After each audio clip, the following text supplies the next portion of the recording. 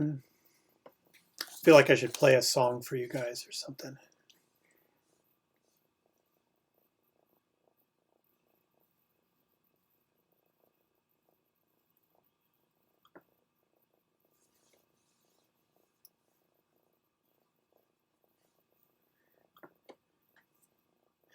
All right, I'm going to go ahead and get started. Like I said, I know Marcus was actually logged in a little while ago, so I'm hopeful that he will be back pretty soon.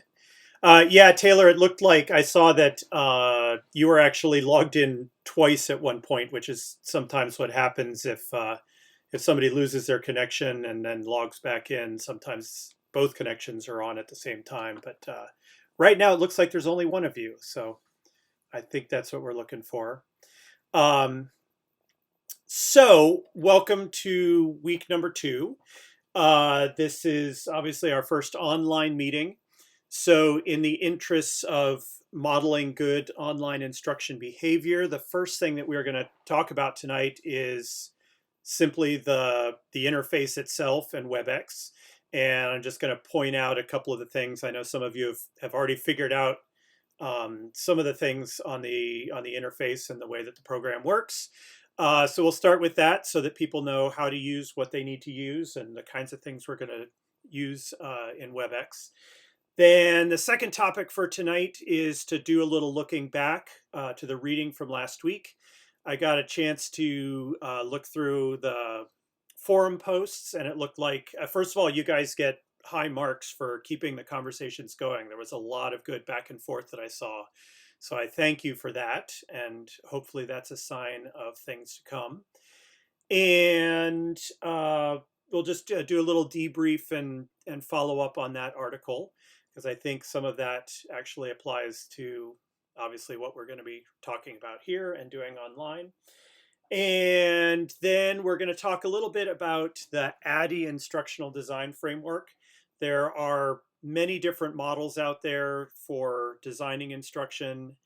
ADDIE is just one of them, and I'm not even going to try to make a case that it is the perfect one or the best one, but it's a good one to have a framework in place, and we'll be using it as we design our Moodles and to design our other instructional pieces that we're doing in this class. So that'll give us a good framework to use as we move forward, and that's going to tie into the homework for next week. And finally, now that we are here in WebEx and that we are going to be starting to think about what we want to do for the Moodle projects, you guys, we did get set up everybody's Moodle, so you may not know it yet, but you actually have a Moodle now that you can start working in. So I want to take some time tonight to go over some of the basics. We're not going to go into a lot of detail about specific activities or things like that, but that will give you a chance over this week to just start to look at your Moodle and think about some of the basic settings for the Moodle as we get started on that project. My hope is to definitely have you out of here certainly before 7:30. We might even be finishing up closer to 7. We'll see how things go tonight. And I did also, and I'll talk about this later on as well, but listening to your comments and so on from last week, I am going to look at our course sort of from a week-to-week basis and take a look at places where I can move things more into an asynchronous mode.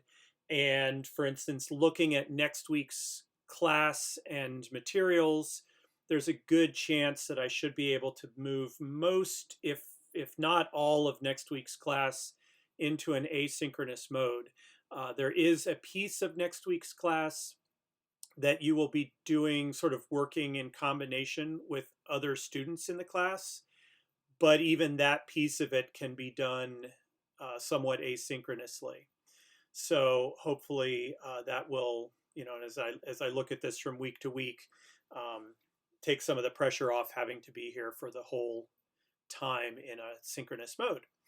So before I go much further, first thing would be in terms of the interface, because I want to make sure that everybody's hearing me all right. It looked like a lot of you found the chat piece of the interface. If you have not, that is one thing that you'll want to pull up when you first get into the class. And that's done. There's some icons across the bottom that allow you to open up a chat page and also open up the participants window. That chat window is definitely one that you should have open, um, because that is something that will be interacted with quite a bit. So, assuming that everyone's hearing me, and we will find that out in just a moment here, and that everyone has gotten that chat open, I just need everyone to send a message to the class just saying that you are hearing me and that you're here and that everything is good. So we've got Kristen, got Mike, Christine, Jill, Marcus, Taylor. All right, that was 7, right? That was fast. 1, 2, 3, 4, 5, 6, 7. All right, good. So that piece of it is working. So that's kind of the first thing, just a habit that you should get into when we log into the WebEx is, first of all, you can turn your video off. We generally will not, I will not need you to be transmitting video. And you can also mute your microphone so that, wherever we're not listening in on conversations or whatnot. Plus, also just sort of as a matter of protocol, when you are in a class like this that has people synchronously online together, it's generally a good idea for everyone to keep their mics off, unless they have been recognized and have something to say. And we will certainly be doing some of that tonight, but that is just good protocol just to kind of keep the airwaves clear. So the other thing with the chat window is the option to not send chat with everybody, but to chat with individual people. And that if you're on the app, now I should say this, and actually this would be a good thing for me to ask for everybody too, to just get a poll. Is anybody on a web browser watching this, or did everybody download the little additional app piece? So I guess you could say either browser or app in the chat. Browser, Chrome web browser. Okay, so actually it looks like most of you are on browser. So that's totally fine. That's good for me to know because there are a couple of features that are not accessible through the web browser window, but only accessible through the app itself. So if you have the opportunity to, and honestly, I've got a CCSU laptop and I went to download it. And of course, I don't have administrative access to that laptop. So I wasn't able to load the WebEx piece of it. But if you have the opportunity, if you're on a computer at home that you have control over and you can, it does just give you a little more flexibility in terms of how you can interact. And I think one of the things that's limiting, I think if you are online, you only have the option to chat with everybody. I believe that is the case. And so that might be something to look into. Not that you're necessarily going to need to chat to individual people in the context of our class, but that is one element that you will gain if you are through the app. The other piece of it, the other thing is to just simply see who is in class. If you are on the browser, I believe that you can either look at the chat window or look at the participants window, and it'll flip back and forth between the two. I think, because I have this open on another screen, that you don't have the ability to open both at the same time. The advantage, or the reason to have the participants window open is honestly just to see who's there, to see who's talking. Sometimes it's useful because you'll see their mic icon open up. But that would be another thing. If you're in the app part of it, you can actually open up a separate chat and the participants windows separately to keep an eye on both of those. All right, so I think everybody has figured out the muting of the microphone thing, because right now it looks like everybody's mics are muted. But just to give you a sense of what this is like, actually, I've got to find out who thinks they have the nearest birthday to today. Does anybody have a birthday coming up soon, or has just had a birthday? Last week. Oh, perfect, Kristen. All right. So what we are going to do is all unmute our mics and let us sing "Happy." Oh, we got Marcus too. Were you guys on the same day? I guess we'll have to sing to both Kristen and Marcus. Um, so, all right. So, just for the sake of trying this out, we're gonna have everybody unmute their microphones and let's sing "Happy Birthday" both to Kristen and to Marcus. And you will also get an idea of why we generally don't keep everybody's microphones unmuted at the same time. All right, here we go. 1, 2, 3. Happy birthday to you. Happy birthday to you. Happy birthday, dear Kristen and Marcus. Happy birthday to you. All right. All right, go ahead and mute. All right. So while that's obviously a little silly to do, it also illustrates the point. Depending on your own personal setup, whether you're using headphones, whether you're playing through speakers, the program is going to try to do everything it can to avoid feedback, which is when something comes out of speakers, goes into a microphone, comes back out of the speakers, and so on. So probably for most of you, you did not hear a whole lot of what just happened, because what the program is trying to do is to keep audio from being in a feedback loop and stuff like that. So it's automatically dropping stuff out and so on.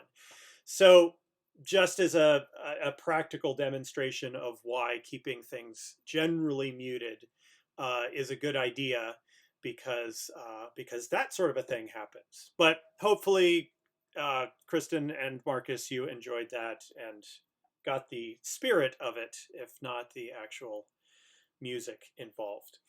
All right, I'm just kind of working down a list here of just things that I want to make sure everybody knows how to do.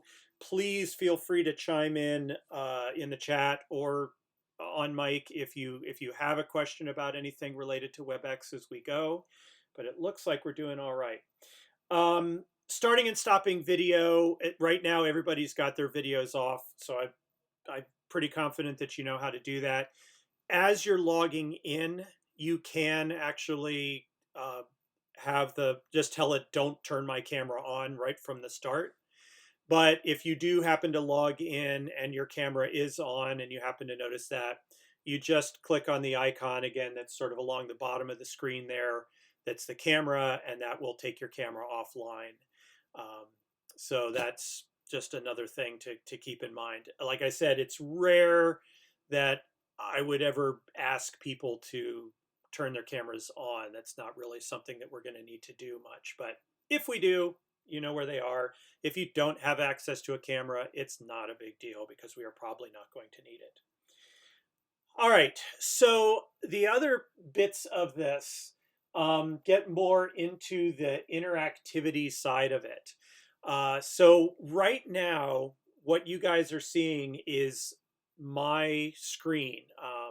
I'm sharing an app on my computer. I'm sharing my Chrome. So you are seeing my Chrome window on your screen.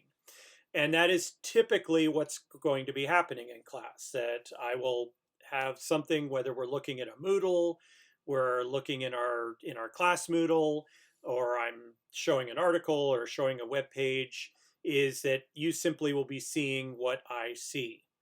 Now, you folks also have the ability to share. And I'm not going to have you do this now because, again, we're going to get a bunch of competing people trying to share stuff. But if there's a time in the class where you are in a breakout room or you're working with someone else and you want to share your screen, or you're just using WebEx in that mode, again, the icons that are sort of across the bottom of your screen. You've got your audio, your video. The next one, which looks like a box with an arrow poking up out of it, is the share content. And when you pull that up, oh, I guess it's going to also, this is another thing. It's going to depend on which which browser you're using. If you're using Chrome or Firefox, it looks like you will be able to do sharing. My other computer I've set up is running Safari right now, and I actually can't do sharing directly from that. But when you click on that sharing, it basically pulls up shows you a thumbnail view of all of the windows that are currently open on your computer. You select one of those, and then that will be what is going out. You can also file share that way. You can also share apps that way. So there's a bunch that you can do through that share. Again, in the course of this class, I will generally be the one doing the sharing, but just for future reference, if that is something that you want to take a look at or have an opportunity to use, that's one of the more powerful tools involved in a web environment like this, because then that allows you to basically see what I'm doing on your computer. And then the other piece of that, and I'm actually going to switch over here, so you're going to briefly not see, you're not going to see my Chrome, is I can also share what's called a whiteboard. And I will do that right now. So what you're now seeing is basically just a white screen. This is a place where we can type, you can draw, you can do all those sorts of things. And I actually have the ability to just kind of do things in a more, I don't know, graphically oriented way this way. So if I pick a pen tool, it gives me the option of just drawing, and then that shows up at your end as well. So that might be something, if we're working on something more interactive, I might pull up a whiteboard for us to look at. So that is basically, in terms of the types of things that you're going to need to be able to do in WebEx, that kind of covers it for now. So, obviously you all know how to log in at this point. You know how to pull up the chat window. You know how to chat. You can pull up the participants window if you want to take a look at that. And you've got a bit of an understanding about how the screen sharing works and the video and the audio work and all of that. So at this moment, is there anybody that has any question related to simply using WebEx as our tool? You can maybe give me a quick got it or okay or something like that in the chat. If you are on the app, this is the other thing that's nice with the app, is you have the option to do a thumbs up. But again, that's only available if you are through the app. All right, so we've got good. Kristen, Marcus, Christine, Jill, Taylor. Looks like we're doing all right. Christine is doing it in German. She is gut. So, all right. Awesome. Well, if anything comes up, if you have technical issues, I will guarantee that at some point over the duration of this course that you will have probably some sort of a connection issue. Something will hang up in the middle of a class or get hung up or anything like that. The best thing usually to do if you see that happen is just to log off and log back in. Again, I'm recording all the classes, so if you happen to miss a couple of minutes here and there, it will be recorded, and you can go back and catch up if you really missed anything. Switch to using headphones. That will probably depend on your computer. Generally, audio-wise, what happens is that if you're hearing it through the computer speakers, that if you plug headphones in, it will just automatically switch over to that. I don't think you have to tell WebEx to use a different output. But that will partially depend on what computer you're on, whether it's a Mac or a PC, and sort of how its operating system works. I know generally speaking, when you plug a pair of headphones in, the computer just switches its audio output over to those. So you can give it a try. I don't know that it would necessarily mess anything up. All right, cool. So there we go. Yeah, to be honest, I'm on headphones. I'm sitting actually in my recording studio because that's where I teach from when I'm home. So I've got sort of massive sets of speakers here, so I could actually be listening to this class with a real rumbling bass and everything. But generally, I like to keep the headphones on. And headphones also, if you're switched over to headphones, that'll also help to clean up some of the possible feedback issues or things that might happen if you've got stuff coming out of speakers and going into the microphone at the same time. All right, good question. Thank you, Jill. Anything else at this point? Because I feel like we can move on. All right, so the next thing I wanted to do is to do a little bit of a debrief on our the article that we read last week. I saw a lot of, as I said, I saw a lot of good comments happening, a lot of insightful observations and conversations back and forth. I saw a number of people discover, having read other people's posts, that there is a lot of crossover between them. So these aren't three isolated things. They are all connected to each other, obviously. And to have effective online instruction, you really kind of need to address all of the elements.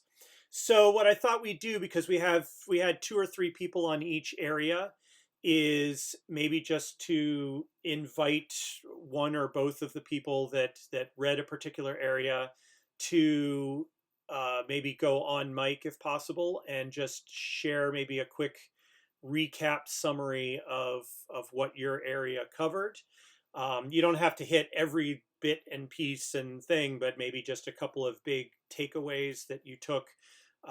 Maybe the main challenges that came up or things that stuck out to you, maybe something that you put in your post.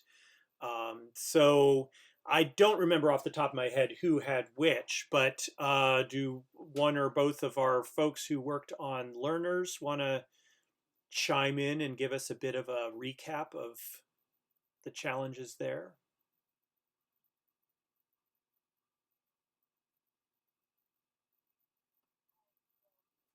Yes. Hi, Jill.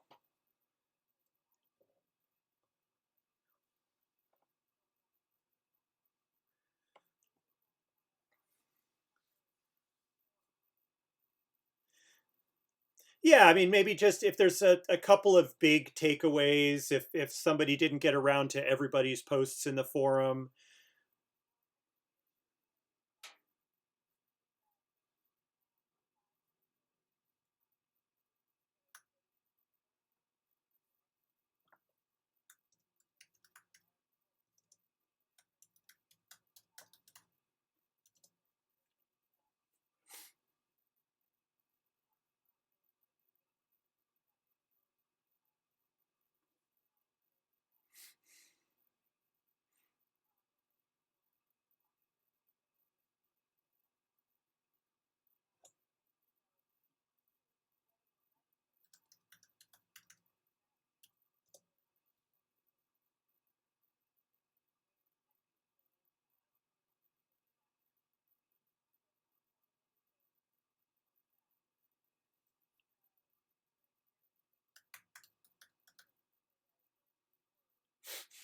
What?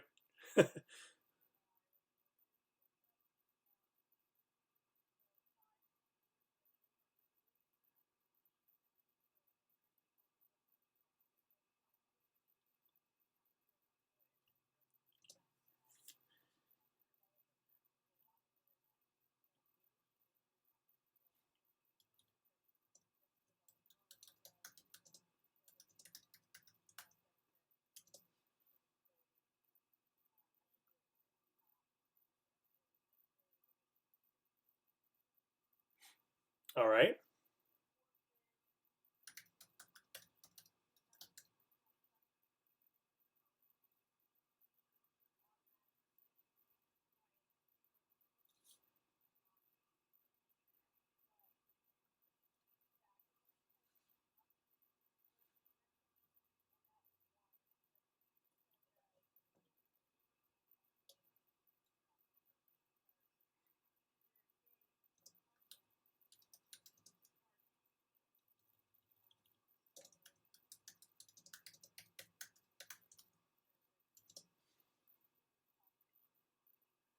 Hmm.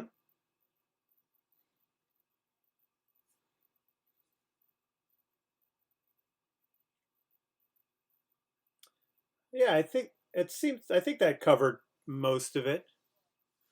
Yeah, I think there were four in that particular section. Okay. Yeah, I'm not sure who the other learner person was, if they have anything to add. Um, okay. Um, so yeah, I mean, looking at it from these three perspectives, a lot of the learner is about the expectations, is about making sure that the learner is ready to take a class online, knows what to expect taking a class online, is able to still express themselves and participate and connect with the class, even though it's a sort of very different environment. So there's a lot to deal with in there. Um, One of the things that I've, for instance, already tried to do between last week's class and even some today, in terms of setting up the expectations, talking about just sort of good protocols, keeping your mics muted, knowing where everything is, preparing, preparing the students to use whatever the platform is that they're using, whether that's synchronous or asynchronous. So making sure that that training element is in there, as well. Um, so yeah, so this is one thing to keep in mind. I think as a teacher, a lot of times, especially with online, we tend to focus a lot on the content and on ourselves. And what I've seen is that sometimes really taking into account how the learner's experience is different and how that changes what you do, can really make a difference as you're designing things. Is there anybody else who, maybe even if you didn't have the learner as your section, that had anything else that stuck out at you, or anything you saw that I should throw in here while we're kind of recapping this area?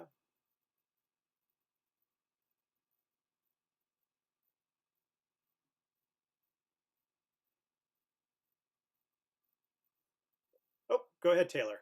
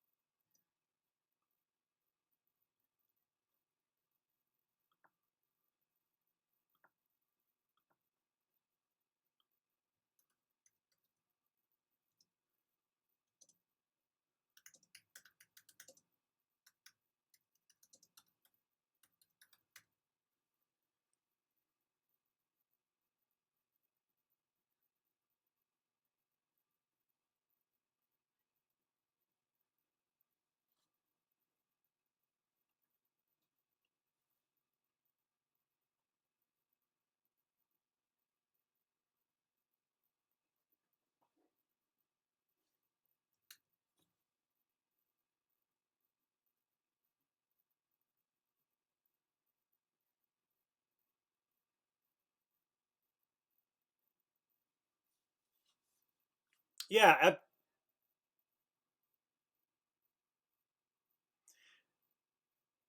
yeah, yeah, and it's, again, it's going to depend on your particular environment and the group of students you're working with.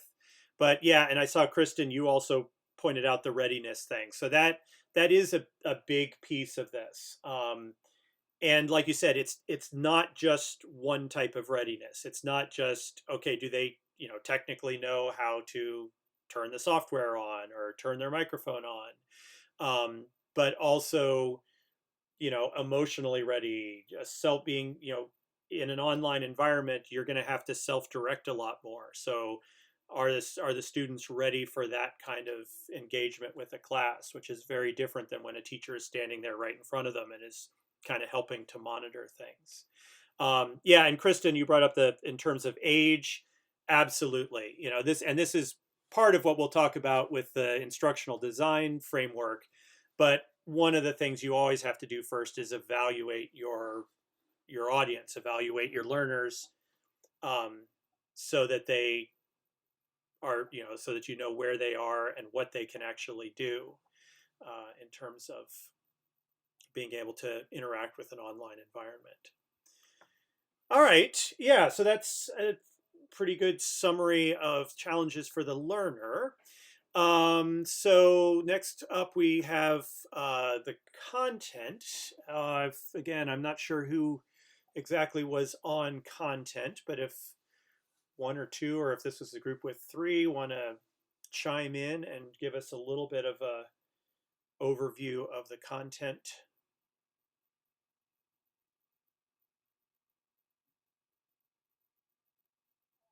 Yeah. Yes, we hear you, Kristen.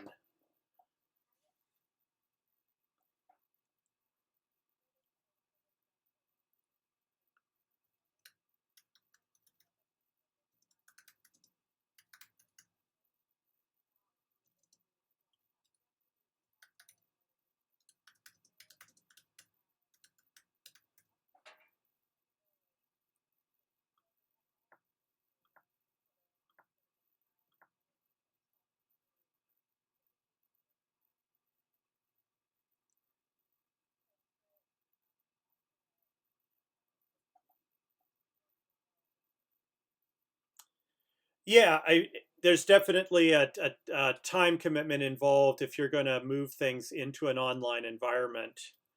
And that came up in the instructor section too, and I have a feeling someone will probably bring that up also um, from the instructor section.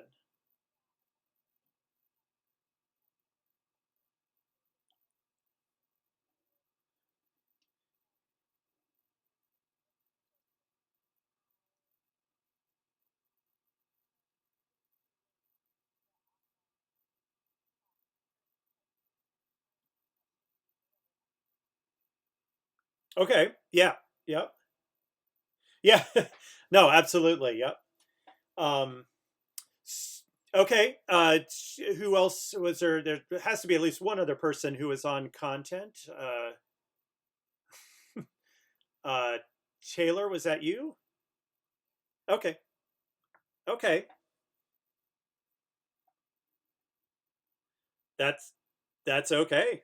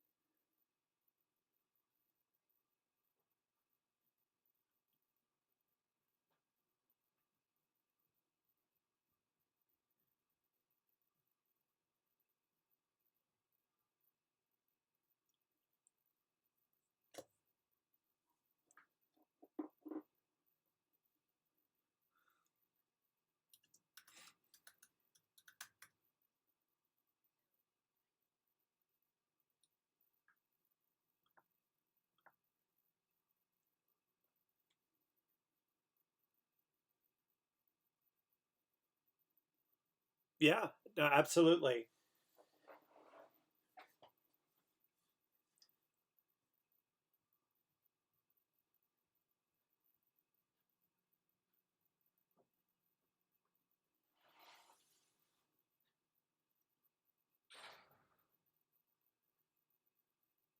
Yeah, absolutely. Yeah. So personalizing, and that goes back to that idea of the connection and making connections in the class. Somebody made a in their post sort of made the comment of, sometimes with these pre-prepared, you're kind of wondering why you signed up for the class because you could have just gone out and bought the textbook and read it and been just as well off as yeah, as actually going through with the class. Um, so yeah, anything you can do to personalize, to make it yours, even if, like you said, it's just finding supplemental content, students respond to that, because then for them, they're like, oh, the teacher's, really engaging with this and finding stuff that's relevant for me. And sometimes even if you can commiserate with your students about the quality sometimes of the materials, that actually can kind of bring them to your side if you can share that. Um, did either of you, or do either of you want to talk about, there was the whole less is more is more piece of this section? I don't. Oh,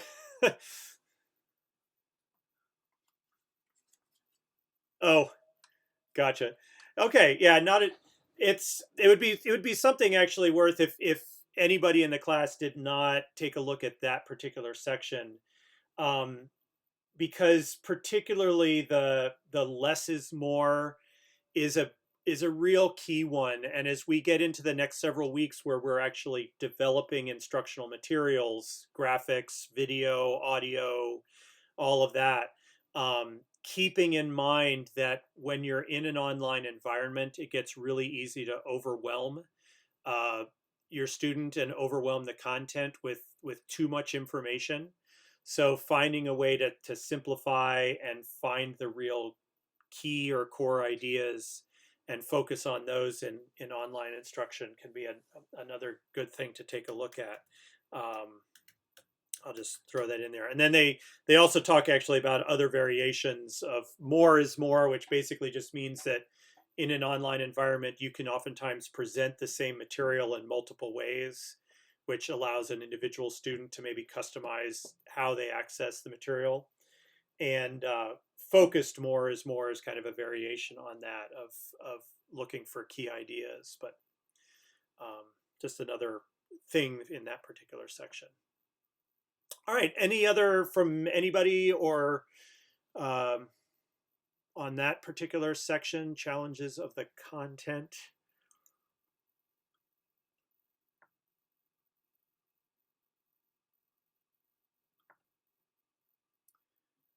I'm sure as teachers, you are all aware of the concept of wait time. If you're teaching an online class synchronously, wait time feels really uncomfortable, because you're sitting there as the teacher and you're hearing absolutely nothing. And that's totally okay. Um, but it is important to give people time to respond. Sometimes people are taking a little bit of time to type a response, or it takes them a while to get to their microphone button and get that unmuted. Um, so these pauses are intentional, and they are totally fine. All right, well, let's move on to the final section, which was challenges to the instructor, which, as since you guys are going to be preparing these Moodles in the instructor's role, hopefully there was some good stuff in here. So I think this was the area where we actually had 3 people who were looking at this one. So does anybody want to get the ball rolling and chime in on instructor challenges? Mike, go for it.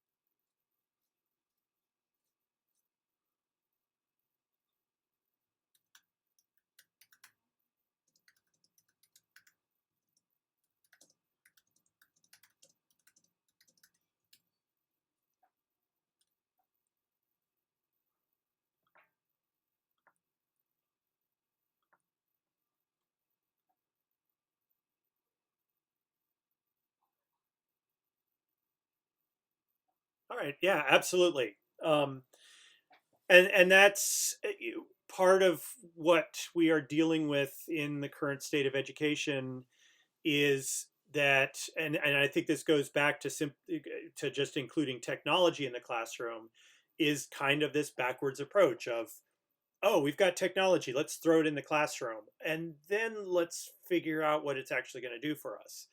And the same thing I think has happened with, online instruction is technically we have the tools, we have the abilities now to do online instruction.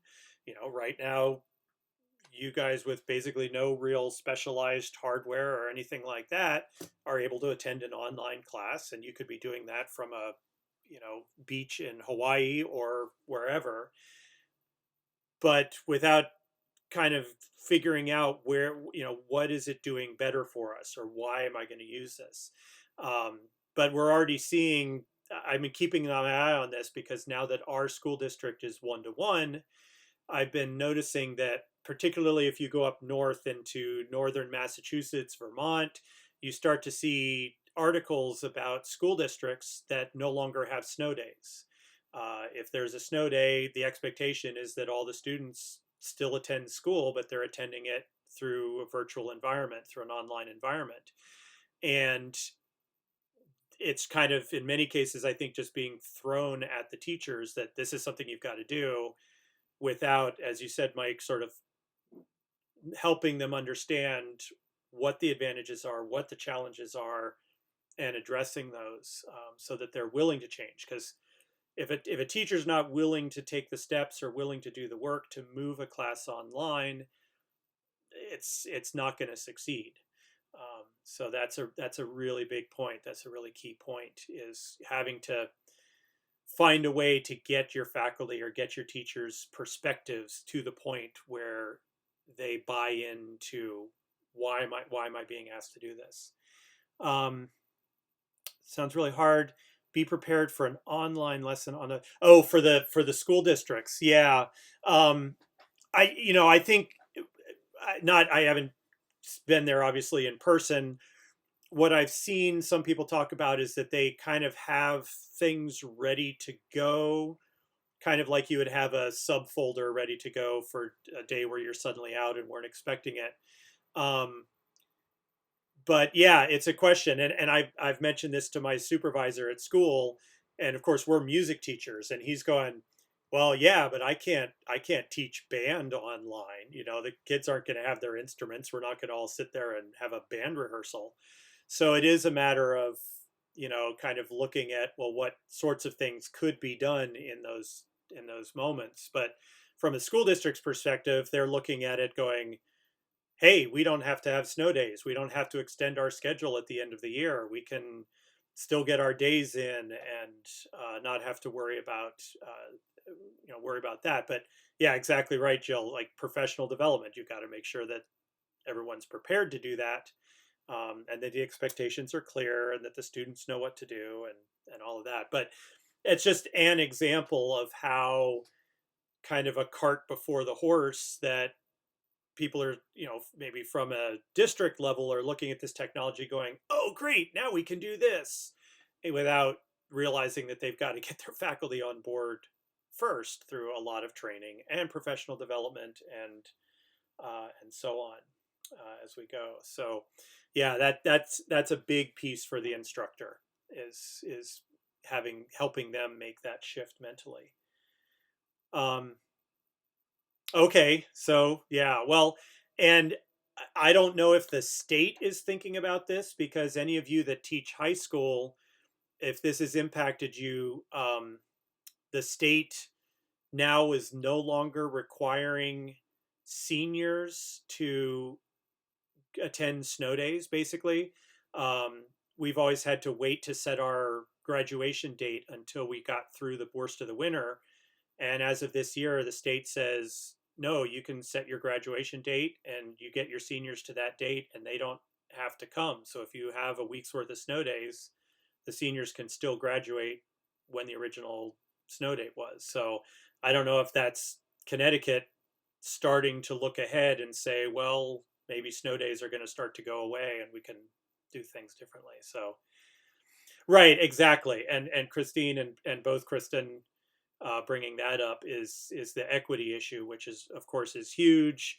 Not only the hardware, but like you said, internet access from home, um, and so on. So it does raise a whole host of issues. I mean, even in our district, where we know every student has a device, that's one piece of it, but that doesn't guarantee that when they're home that they've got a strong internet access or any internet access.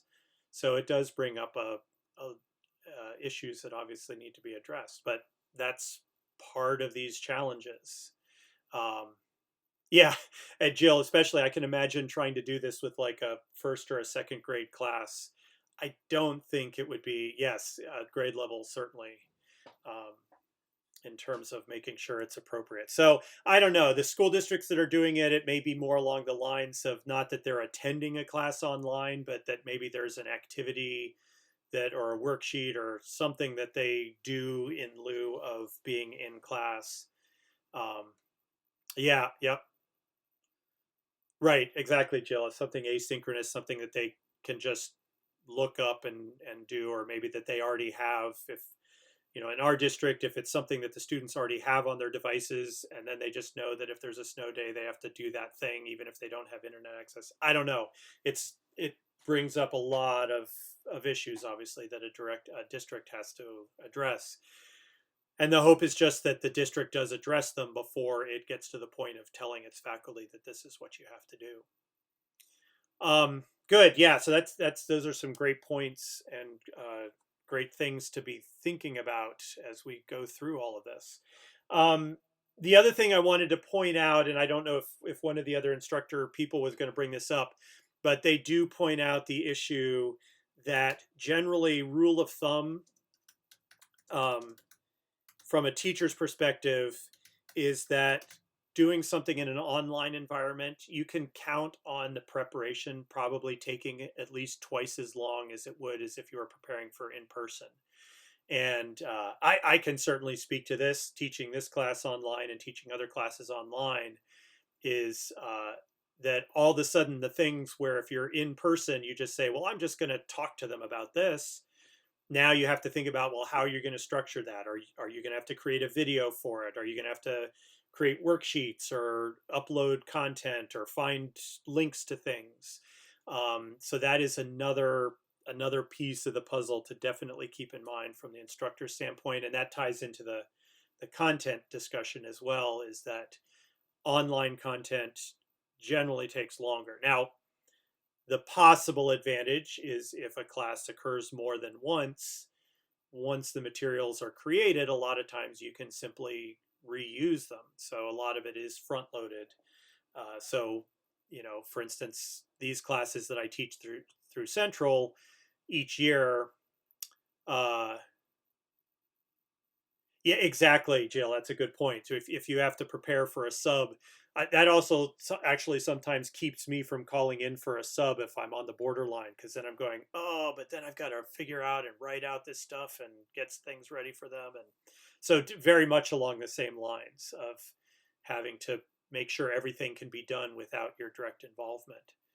Um, but in terms of like these Moodles, what they can do from year to year is I contact the Moodle supervisor at Central and say, hey, I'm teaching EDT 530 again. Can you copy last year's 530 Moodle and make a new one? And then I'm basically starting with all of the materials and all the preparation that I did the year before and can kind of go through and just tweak things and adjust things if I need to. So that potentially that can be an advantage. But if it's a one-off or if it's a really personalized situation, it is going to take longer to get the materials ready to go than if you are in person. All right. So anything else? Anything else on this particular area? Anything else that people want to throw out from the article in general? I did see a number of you sort of say how that article, as sort of lengthy as it was, did I think do a pretty good job of summarizing and pointing out some of the major challenges.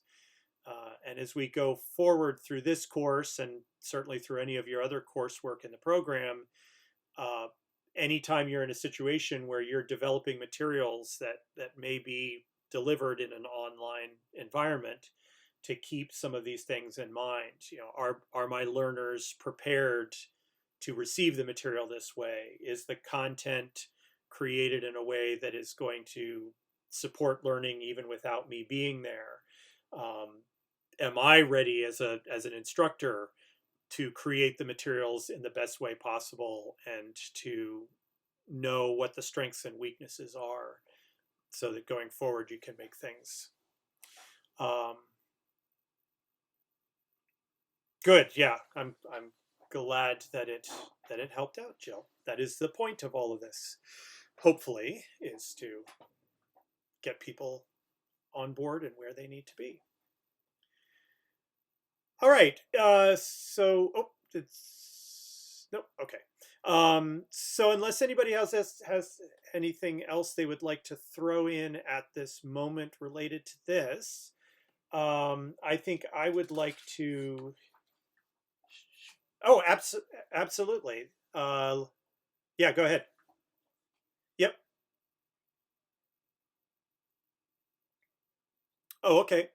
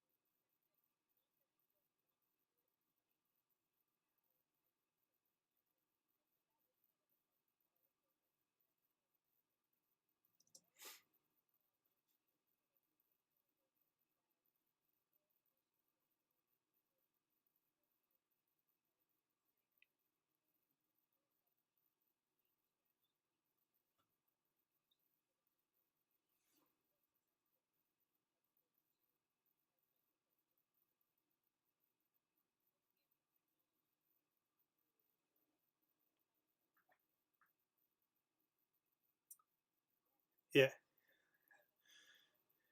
Yeah. And that is, I mean, this goes back again to where I started with us last week with those icebreakers. And granted, a number of us will be seeing each other regularly in a different class setting, but if this environment that we're in right now was the only environment, and this is actually even more than what you would get in a lot of online classes if they're being done asynchronously, how do you get your personality across? How do you make those connections with your students? And sometimes you may have to take an extra step or two, find an activity, or put something in that maybe isn't directly related to your content, but which is strictly there just to help make those connections. If it's an icebreaker or some way that people can just share information about themselves.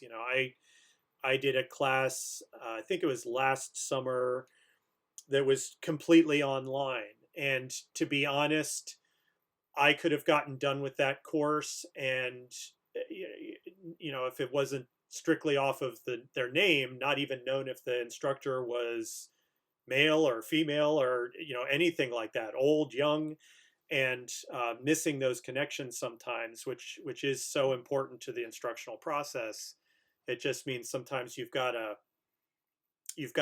take those extra steps to find those opportunities. So Yeah, absolutely. Yeah, just reading a bio on someone, seeing, oh, they did this and that, is, have a 5-minute chat with somebody and you know more about them than any bio is ever going to let you know. So, but yeah, going back, Christine, to your comments, it may not be that teachers. I mean, yes, I have run into teachers who are proud of the fact that they still don't know how to turn their computer on, um, and for them, I think they are stuck in their ways. But I would say, to give the benefit of the doubt, my feeling is that the majority of teachers out there want to do the best job they can, want to do the best for their students, and be the best teachers they can be. And it's just a matter of bridging those gaps and those concerns.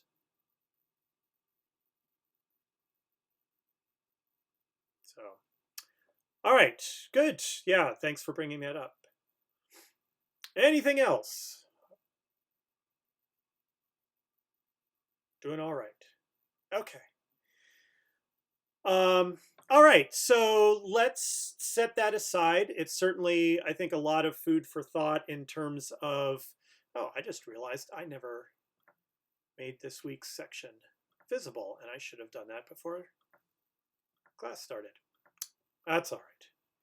Better late than never. Okay, so the next thing I'd like to talk about, is shifting gears now and looking at instructional design.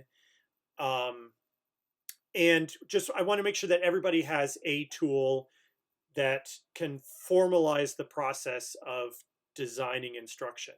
And some of you may have had different backgrounds with other things. I don't know. Actually, now that I just made that visible, um, well, you know what? I'm just going to do the poll this way rather than having you go away from here and find the Moodle and everything. So maybe just quick, what I was going to do is ask folks the ADDIE model. If I say ADDIE, and that is an acronym, ADDIE, model of instructional design, uh, have any of you had connection or had previous experience with this model? Maybe just quickly in the chat, just say, very, somewhat, little, or none in terms of what ADDIE is.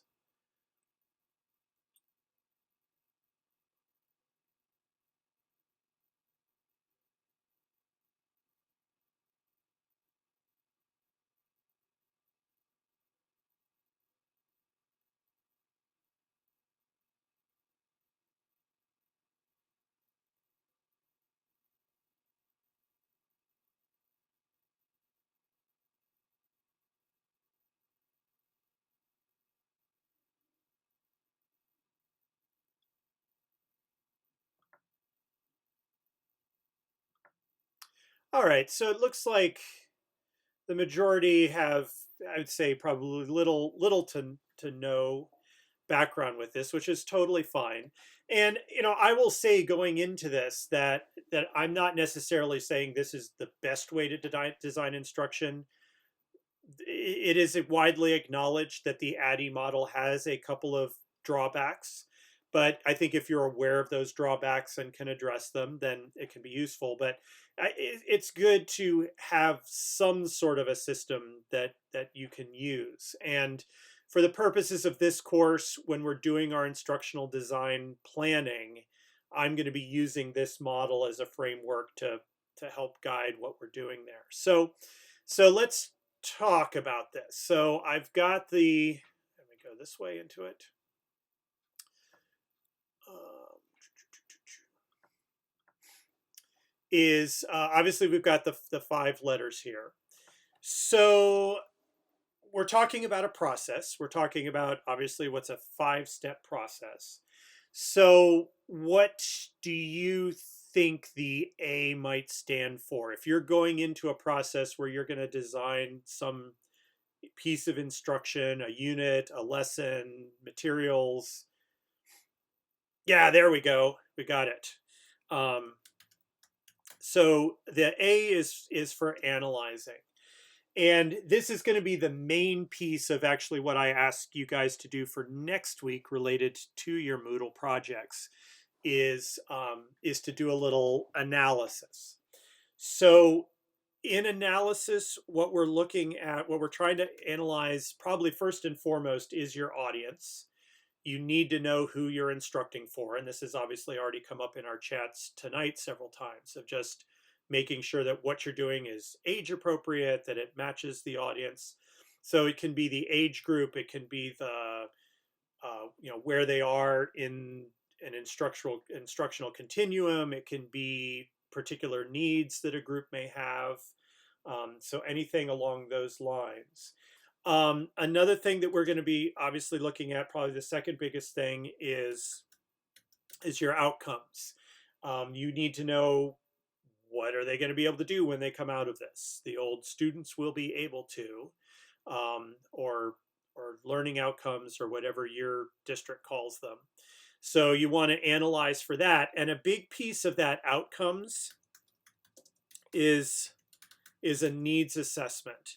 And I think this is really important because, again, kind of going back to what we were talking about with technology, you need to have identified what is the problem that you're actually trying to address. And a lot of times when you do a needs assessment on something, you actually discover that the problem that needs to be addressed is not what you thought it was. Oh, they can't read this chapter, or they can't answer these questions. Well, is it the problem because the reading material was not age appropriate, or is the problem because the text was too small, or it can be anything. So going in and really trying to figure out what the problem is you're trying to solve, is a big piece of this. Also thinking about how the delivery is going to be. Are you going to be delivering this online? Are you going to be delivering it in person? Is it going to be blended between the two? Those sorts of things. And then also giving some thought to timeline of what's the scope of what you're looking at. Is this a single unit you're looking at? Is this an entire unit you're looking at, or a single lesson? So those kinds of activities. So when we get to looking at next week's work, I have a template that you will copy and paste into a Word document, and start filling in some sort of very specific guided questions that will walk you through analyzing and hopefully help you center in on a topic that you're going to use for your Moodle. Does that make sense in terms of analysis? I think that's pretty self-explanatory. All right. So how about the D? Well, the first of the Ds. It is a little confusing because there are two Ds here. Anyone want to take a guess? Yeah, good. Design is our next. And there is a little confusion. Actually, I'm going to go ahead and put the next. Does anybody, I guess some of you have had experience with this, what the other D is?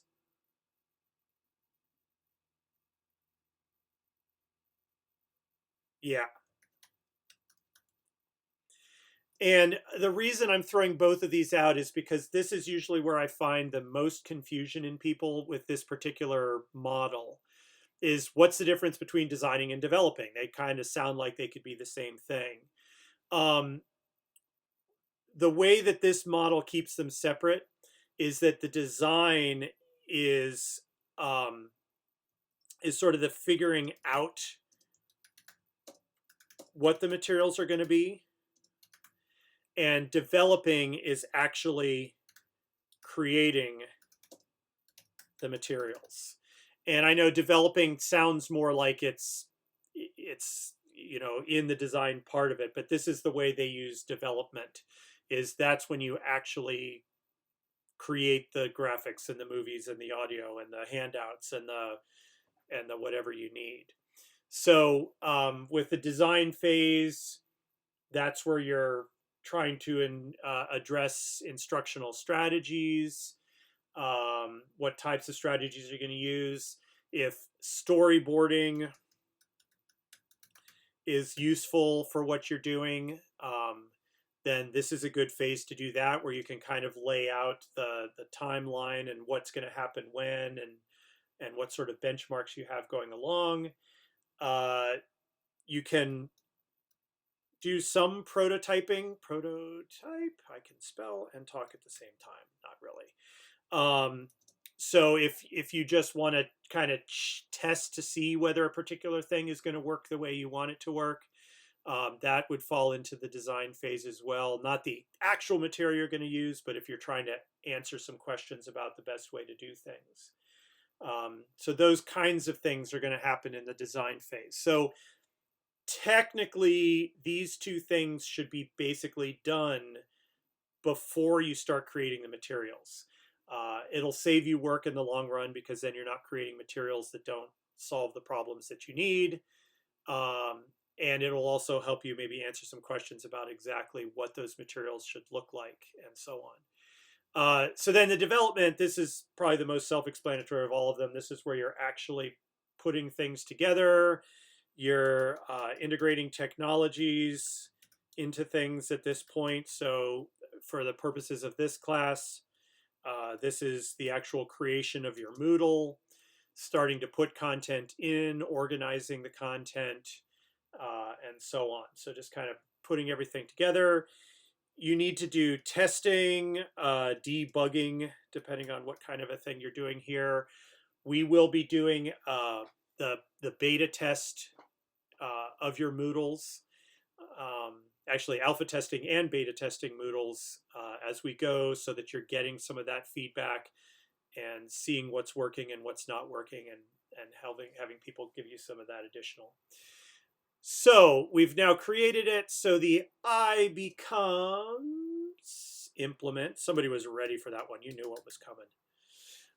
So this is implementing. So this is where you actually deliver the program. This is where it actually goes in front of the students and gets used, and you get your results back and all of those sorts of things.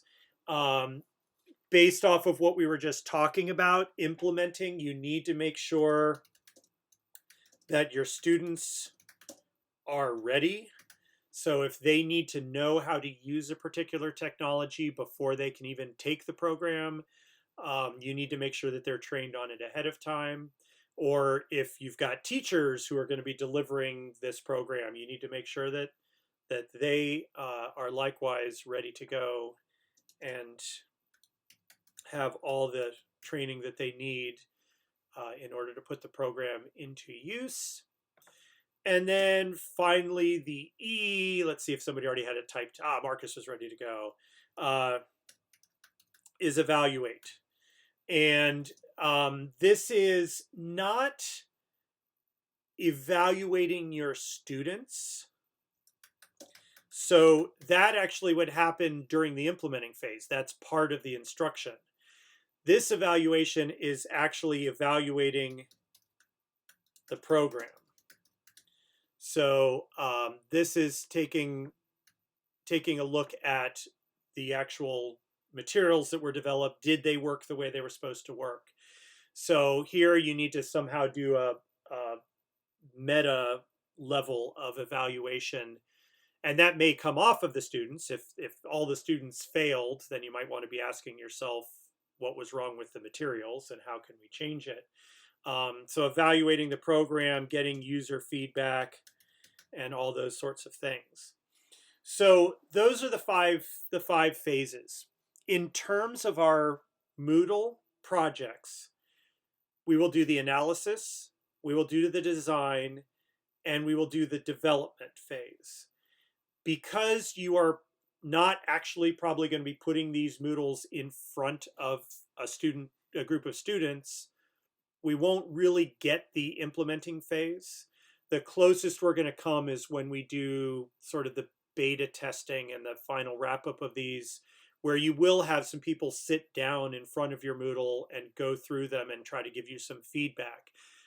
It's not going to be as authentic as having an actual student going through and learning from the program, but that's sort of the closest we're going to get to, and you will get some feedback from that process. The Zoom projects you're going to do, where you actually are going to do what I'm doing right now and deliver a class online, with that you will actually be implementing your plan.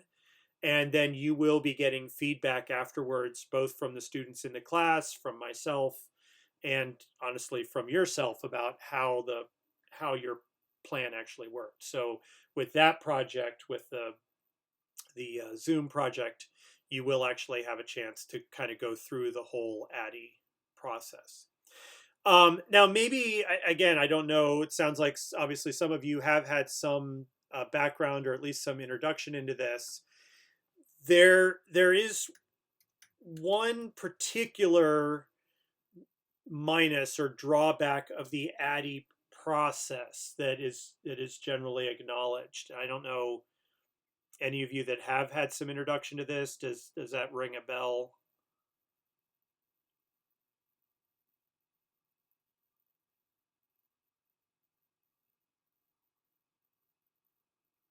All right, I will take that as a probably not. So the biggest thing that people say about this particular model is the issue that the evaluation, doesn't really come until the end, until after the program has been developed and created and people have gone through all the work to create the materials and put it in front of students, that you're not getting that evaluation. I was going to put it this way, that the evaluation loop is too big, meaning that too much of the process has gone through. If you're strictly sticking to the ADDIE model, that too much things happen before you get any meaningful feedback about whether the program actually works or not. So there's another model that gets used in industry a lot called rapid whoops, I am really not able to type. Rapid prototyping.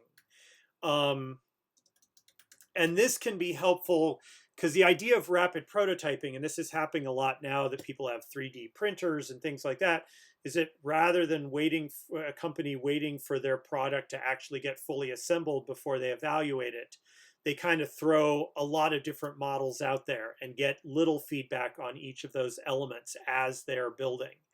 A good example of this, I don't know if anybody follows the space industry, but I kind of follow SpaceX pretty well, pretty closely. And what they're doing right now in a very public way is rapid prototyping of their Starship. So they build a bunch of rings and then they test those rings and see if they fail. And then they put a tank together and they throw that tank on a stand and they fill it up and they see if it fails.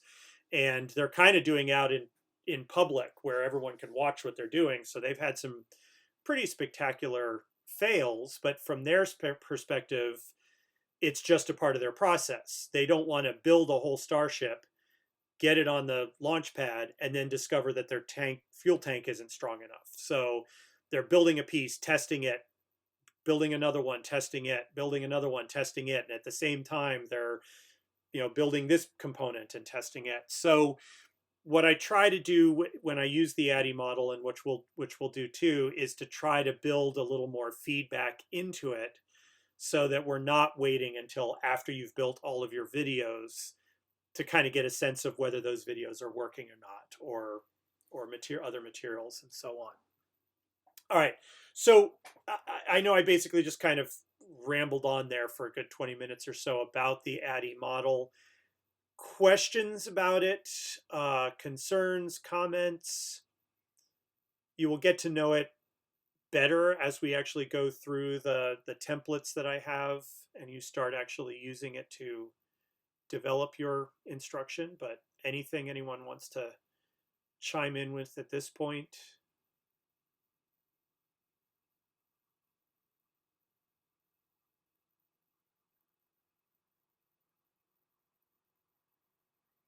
All right, so we're good. We're good. We're good. All right, there we go. Okay. Um, so that's sort of the second piece of tonight, is getting through ADDIE. And really the last piece is now to actually take a look at Moodle from a little bit more of a technical side. And what I'm going to do is I've got what I call the Moodle Can You list. And this is something, I'll pull it up here so you don't have to pull it up on your own computers. But one of the ways that I tend to approach technology with my students is through what I've come to call Can You lists. And essentially, it's a way to organize thinking about what you need to be able to do in a piece of software. So Moodle is software. There are certain tasks that you are going to need to be able to do in order to use Moodle. And so rather than me just phrasing it as, a list of activities or something, I like to ask it as questions. Can you do this thing? Can you do this thing? And the point of it being that if you can evaluate yourself and say yes to each of the things on this list, then that probably means that you can do the things that you need to be able to do in order to accomplish whatever task I'm going to set in front of you. It's kind of like what I did at the beginning of class today with WebEx. I had a list of things and walked you all through a series of activities, and by watching you do those things, was able to come to a point where I felt like you could probably do all the things that needed to be done. So I've created one of these for the Moodle basics. Now, we are not going to be getting into tonight into actually creating content or activities. Tonight is really about looking at the Moodle and the general setup of a Moodle. So this is things like just naming the Moodle, um, adding yourself as an instructor, being able to set up how many units or lessons there are in a Moodle. So those kinds of basic setup types of things. Adding the content will come over the next, at least next month or so, as we go through the different types of content. So today is really just about looking at the basics of Moodle. So I'll be going through this list and making sure to hit each one of these. Certainly feel free to take notes as we go, but the video will also be available if you need to go back and look at how I did something. I also gave you the links to the Moodle web pages that have their tutorials and their help screens and so on. And that's a great place to go as well if you need to remember how to do something. So hopefully between all of those resources, you'll be able to get through the tasks that you need to get through. So what I am going to do is actually I'm going to change Moodles now and go to uh, a sample Moodle that I've set up that looks exactly the way as yours do. So what I should, I guess, start by pointing out is that you all now have a Moodle. When you are logging into this class Moodle, you may have noticed that there is a new category called Student Moodles, EDT 530 Student Moodles. And what I did was create a Moodle for each of you within that subcategory. And both you and me are listed as teachers. So you now have the ability to edit the content in your Moodle, to make the changes, to start adding things, and so on. Since I have teacher access as well, it also means that I can take a look at your Moodle from the teacher's perspective and not just as a student. So that'll help me also help you if you've got questions or concerns or issues you're dealing with. So each of you has a Moodle now, and this is where a good deal of the work is going to happen in this course. I've also set up a test Moodle so that you can see what these things look like from the start. So when you go into your Moodle for the first time, this is what it will look like. This is just sort of the default for the Moodle. There is actually I should do this. There is a section at the top that is just going to have an announcements form in it. It will have by default 10 sections. And again, by default, those sections will be organized by week. So it's assuming that it's a class like the one that we're taking here, where once a week there's a class and you're organizing your materials that way. For your Moodle, that may not make sense. And in fact, it probably won't make sense because you will probably be designing a unit that's more broken down by content than by a timeline. But this is what it will look like. So here we go. I'm just going to run down this can you list. Please stop me at any point if you need me to go over something a second time.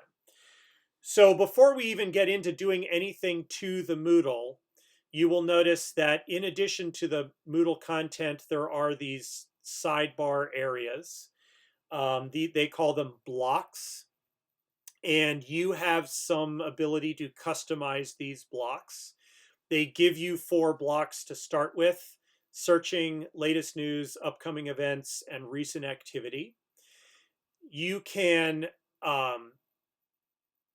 hide any of these blocks by clicking on the little icon that's got the minus sign in it. You also can organize them by shifting them from the right side of the screen over to the dock, which is on the left side of the screen. And when they're docked, they're going to be minimized into these tabs over here. So if, for instance, I wanted to keep the search here but not have it actually show up, I could dock it. And now on the left side of the screen, you will see that search is now shown up. And if I click on that tab, it unloads that or opens up that particular thing. And if I want to move it back to the other side, I can simply click on it and it moves back over. So as part of your thinking about your students' interaction, you might want to consider what sorts of which of these blocks you want to have available. There are other blocks you can add in, and I'll show you how to do that in a little bit. But at least at the very beginning, you can decide whether any of these things are meaningful. If you're not going to have a calendar, you can get rid of the upcoming events because it's not going to really do anything. That goes back to that less is more. If you don't need something on the site, you don't necessarily need to keep it there. All right. Maybe the most important button on the whole thing is this one right up here in sort of the top right. It says turn editing on. In order for you to make any changes to any of the content or anything like that, you need to go into editing mode. When I click on that, you'll see that the screen reorganizes itself. The areas now, there's a lot of these little pencils that have shown up that show me that I can edit something. I've got resources I can add. I've got activities I can add, and we will get into a lot of that. You've got an edit menu for each of the sections that you can access. So basically a bunch of stuff now shows up on the screen that all has to do with editing what's here. And then when you're done, you can turn editing back off and you will see the Moodle as it would look without the editing.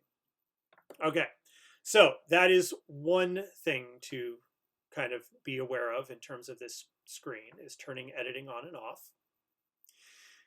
Another thing I want to show you that can be very useful is you can change your role.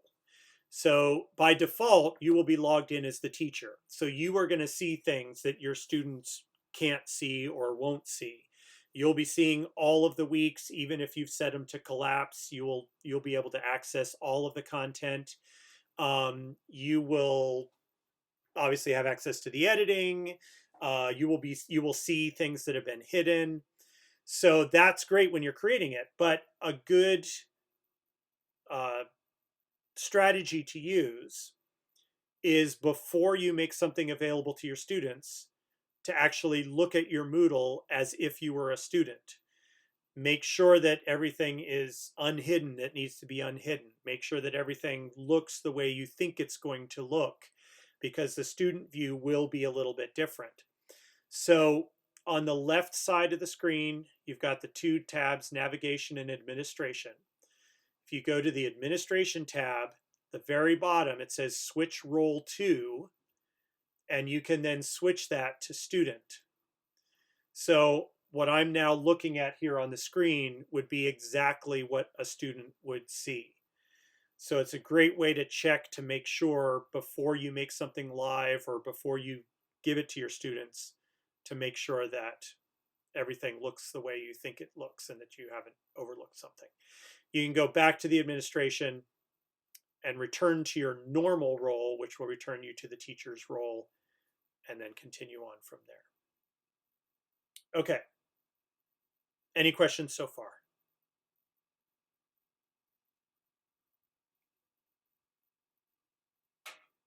Okay. If I'm going too fast on anything, tell me to put the brakes on. But I am hoping to get you guys out of here early. Okay. So I've got this Moodle. I want to make it personalized. I want to customize it. I've got to start putting content into it. So to get to that level of stuff, if you're looking at the Moodle as a whole, so things like the name of the Moodle, how many sections there are, can a student collapse those sections, or are they going to see everything all the time? Those kinds of basic setups, you're going to go back to the administration tab and you're going to go to edit settings. This settings in the administration refers to things that deal with the entire Moodle as a whole, not the individual content. So when I go to edit settings, a screen will come up that's going to have some subcategories. And honestly, most of what you're going to deal with is going to be in these first two sections, general and description, and in the course format and maybe appearance. When you get down into the bottom ones of completion tracking and groups and role naming, that kind of goes beyond the scope of what we're going to need for this course. So right off the bat, the very first thing here is naming the course. Right now, all of your courses have a generic name. I gave it last name, first initial, Moodle. You are going to want to change that at some point to reflect the content that you're teaching and so on. So coming here, this is where you can change the name of your Moodle. And you can do that at any time. I know some programs, once something is created, you're not allowed to change its name. But with Moodle, you can change the name of the course at any time to anything. The short name, this is more for navigation. When you are across the top of the screen, it kind of gives you this navigation bar so you can go back and forth between Moodles. That short name is just what it uses in this navigation bar. So you do want it to reflect the name of the course, but it doesn't have to be as long as the full name of the course. So if there's a way to shorten it, I usually take the spaces out because that takes up a little less room. Course category, do not change that. And I don't think you guys will actually have the ability to change that because you only have sub access to this particular subcategory. But if you're organizing your own Moodles, you could categorize them. Visible, you can hide an entire Moodle. So generally before a course starts, I hide the Moodle. So if somebody's poking around, they don't get into the course before I'm ready to have them look at it. Course start date, this is really only applicable if you are using a weekly format. So that way it knows when does the course start and then it knows when to calculate the weeks out from there. Course ID number, kind of irrelevant for this because you're only creating one course. Description, if you wish to put in a descriptive paragraph, that won't show up on your Moodle itself, but it will show up if somebody is in the page looking at all the Moodles. So this is kind of more just if somebody wants to know what your Moodle is about, you can put in a short description, standard kind of text entry box here. So obviously at the very top level, you're at the very least going to want to decide what the name of your Moodle is and make any other adjustments to that as you wish. Now, course format, this is where you will have kind of a decision to make. By default, these Moodles go to weekly format, but you have 5 different options there. There is a single activity format. I don't think anyone in here is going to use that because it is exactly what it sounds like. If you really are setting up a Moodle to simply do one activity, one single thing, then that basically gets rid of all of the structure of having sections and organizing those sections and opening and closing those sections and so on. So that is one of the formats, but we are not going to be using that one in here. Social format is similar to single activity format. It's really designed if you are just using the Moodle as a discussion tool, just using forums and things like that. So again, it organizes the content a little differently. What we are probably going to make use of is one of these next two, collapsed topics or topics. Weekly format and topics format are basically the same. Just if you're in topics format, it's not going to try to connect each of the content sections to a timeline. In the end, you can still rename each week to something else. You can kind of get it to do the same sort of thing. But if you are just looking at a unit and you've divided that unit up into 5 topics, then probably the easier way to go is with the topics format. The difference between topics and collapsed topics has to do with whether the student is going to see all active content all at once, or whether you're going to give them the ability to open and close a given section's content. There's no right or wrong answer to that. It's going to maybe depend a little on your audience. Do you think your students are going to know how to manipulate those opening and closing of sections? Not that it's that difficult, but or do you want to give them that ability to customize their experience by opening and closing topics? The format I use for our course is collapsed topics. So if I switch over to that, what happens is I get a lot more options I've got to think about. Number of sections. And by the way, that'll show up if you go to topics format 2, number of sections. But in the collapsed topics, I'll show that one to you because it's got the most options. You have to make a decision about what happens with hidden sections. Do you want them seen? Do you want them not seen? Do you want all the sections to be shown on one page? Or do you want one section per page, in which case the student will have to kind of navigate from one section to another? Or do you want them to all show up on one page? Instructions, if you've given instructions for the topics, do you want those to show up or not?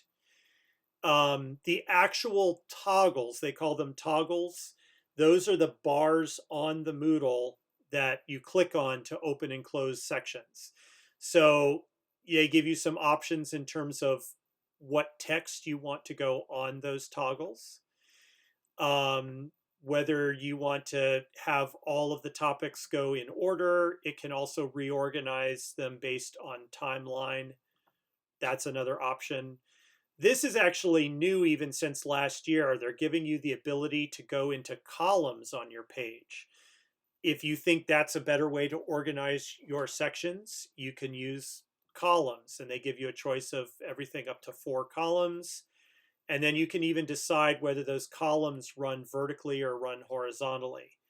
So that's something to take a look at and think about. And then the remainder of them are basically color choices for the toggles. You can customize the color scheme if you're that kind of a person and want to be able to see that kind of stuff. So honestly, that's probably about as far as you need to go. Appearance, that gets into themes, and CCSU doesn't really implement Moodle themes that much. Gradebook, we're not really going to get into a gradebook because you're not going to actually have students, so that's not going to make a lot of sense. So honestly, at this point, in terms of setting your Moodles up, it would just be a matter of coming in, maybe renaming it, thinking a little bit about whether you want to use collapsed topics, or maybe you want to keep it in the weekly format if that fits the material you're going to do. You can give some thought to the number of sections, but you may not have a good answer to that until you've done a little more work on designing your unit. And you can always come back and change the number of sections too. It's not locking you in. And then if you'd like, if you're using collapsed, maybe give some thought to the physical look of it. All right. So having done what I just did here, which basically all I did was change to collapsed topics, just to do this, I'm going to just add a word to the name of my Moodle so you can see how that works. I'm just calling it fixed. One thing with Moodle to know is that when you've made changes to anything, if you're in one of these editing screens, you do have to save. If you don't, and you try to just leave the page, you should get a warning saying, "Are you sure you want to leave this page?" But make sure that you hit save. So now that I changed it, you can see now I've got these toggled sections because that's the format that I picked. And if I had made color choices, those would have shown up on the toggles. And now the name of my Moodle has actually changed with that word fixed being added there. All right, questions. One of the professors I had in this program used to say something like, "I'm not continuing until I get 2 questions." I'm not like that. But does anybody have any questions?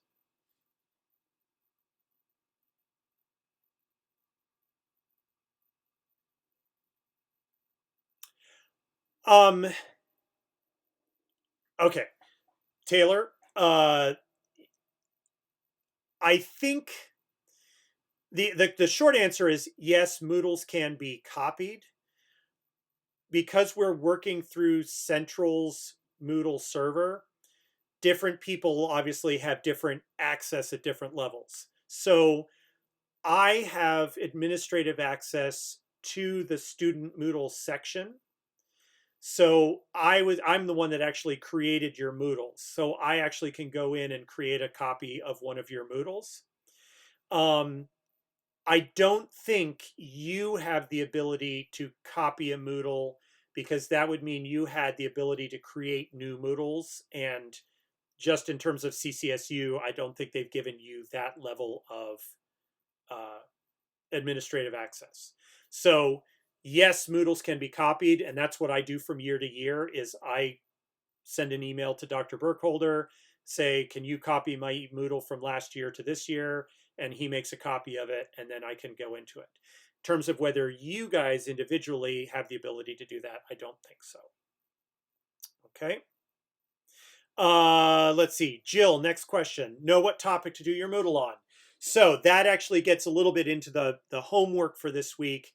At this point, like right now, you probably don't know what topic, but I'm going to go through the guidelines of the kind of thing you should be thinking about. And that's actually the bulk of your work this week is going to be to try to zero in on a topic for your Moodle. Hopefully it's something useful for you. The more closely you can connect it to your work experience, whether that's in a classroom, or I know some of you are not in classrooms, but to your work situation or training situation.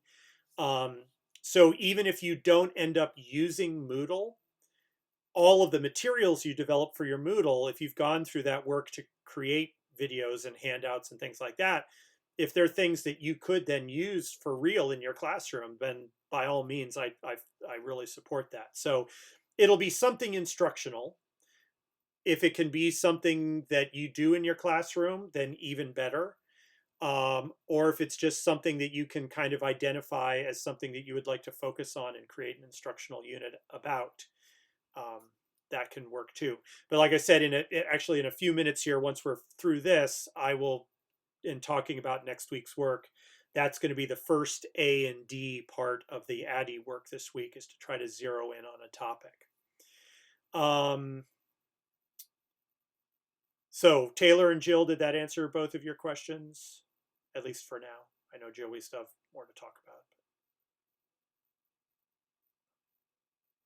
about. Okay, great. So the only other thing I want to show you in terms of the Moodles, and actually next week's activity is going to be a lot about you, not work you're doing this week that's due next week, but the work that you're going to do for next week's class, during next week's class, is going to be about you going in and exploring the various activities and resources that are available, and then sharing what you discover out with the rest of the class.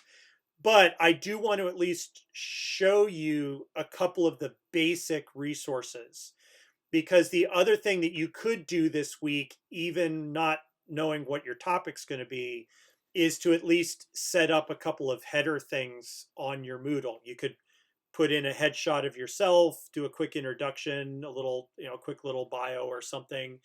Again, trying to personalize these Moodles so that people get to know you as the instructor. So when you're in editing mode, each of the sections, including this top header section, will give you the option to add resources and add activities. The main ones you will keep coming back to over and over are under the resource category. And those are going to be file, label, page, and URL. And I think they're pretty self-explanatory, but label is exactly that. Label has no content, but it can be a way for you to put a title on a section or a subtitle in a section. So if I add a label in here and I just give it some text, I'll just call it general info, hit save. Now up in my header section up here, I now have that title as general info. There's nothing else inside it. It's just that as a header. So that you'll probably use as you organize. Page is probably the most common thing that gets used. And that is simply creating a page of materials. So it can be a combination of text.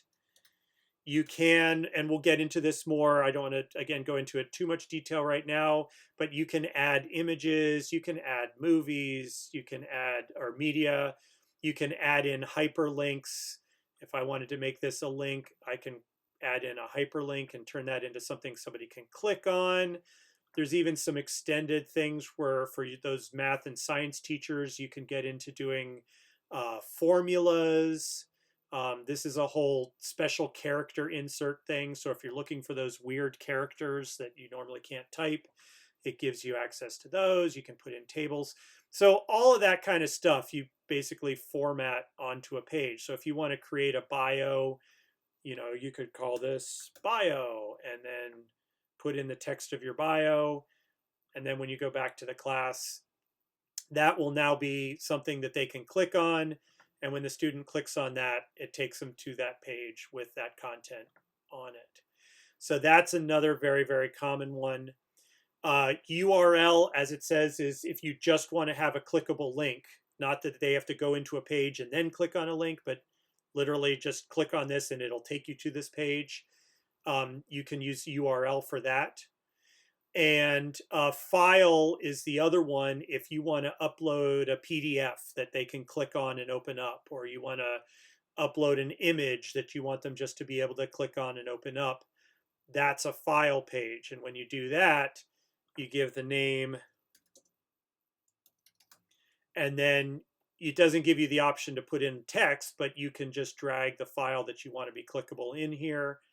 And then when you go back, then that'll show up as well as just something they can click on. So the reason I'm showing you these this week is because one of the things you might want to do this week, even if you don't know your subject yet, is to put in some general introduction to yourself. That might be a good way to start your Moodle off so that when a student goes to your Moodle, they get a little bit of an idea of who you are, what you look like, if you've got a good headshot or something you like to use, or you could put up pictures of your dog or your pig. We discovered that I have a student this year that has a pet pig, which is awesome. So in any case, that's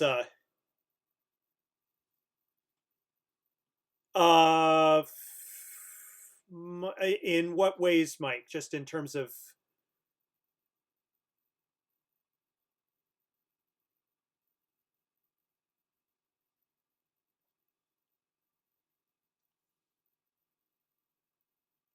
yep.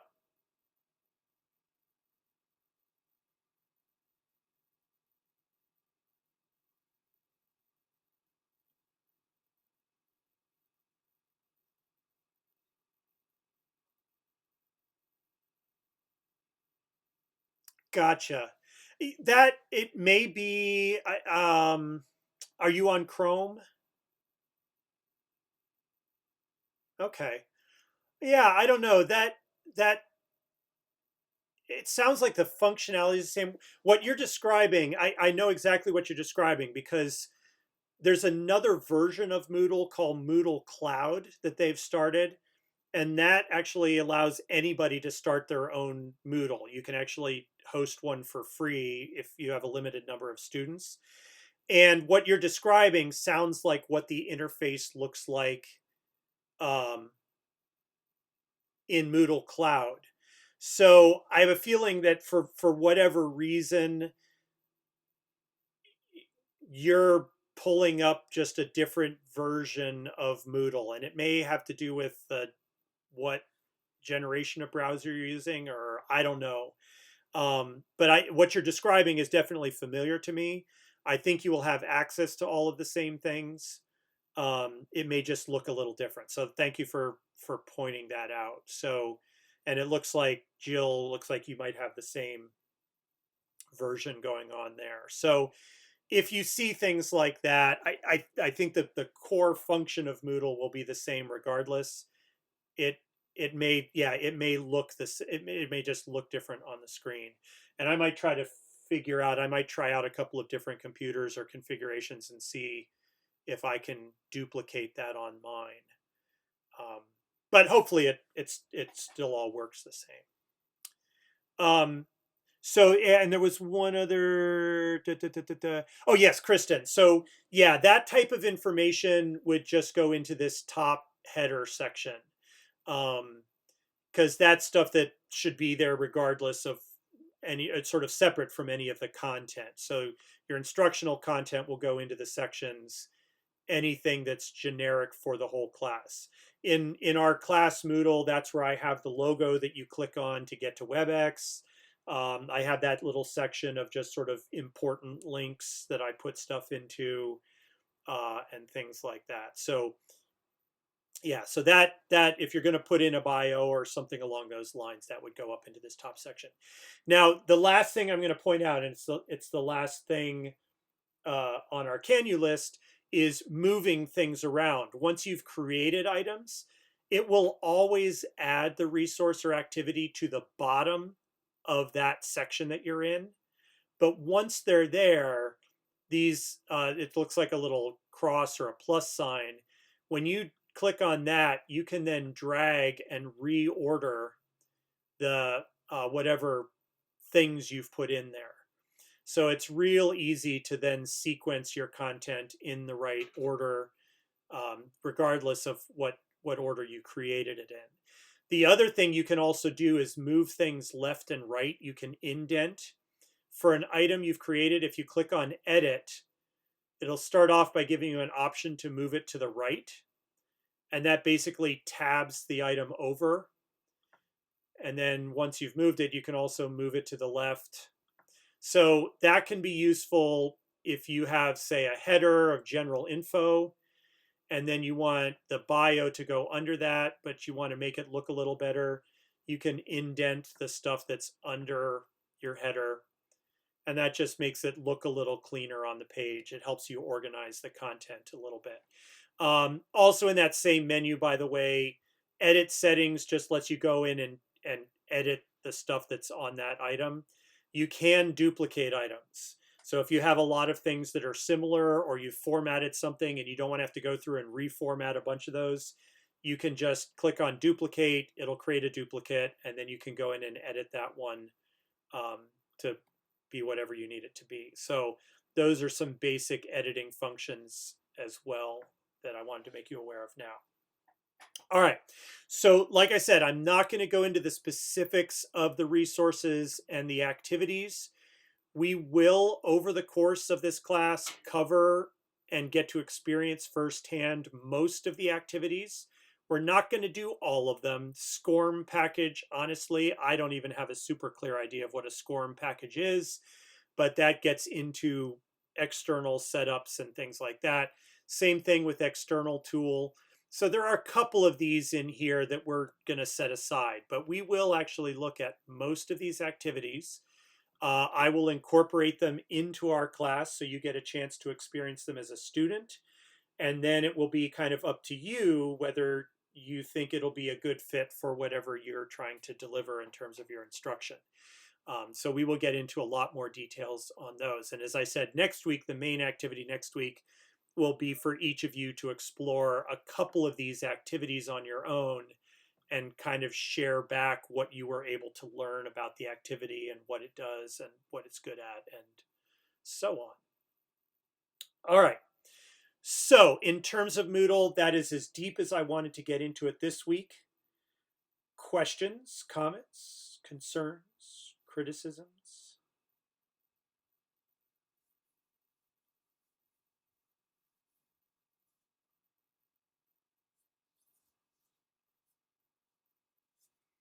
So, okay. So the most that you will need to do in your Moodle this week will be simply as far as possibly titling it if you decide on a topic.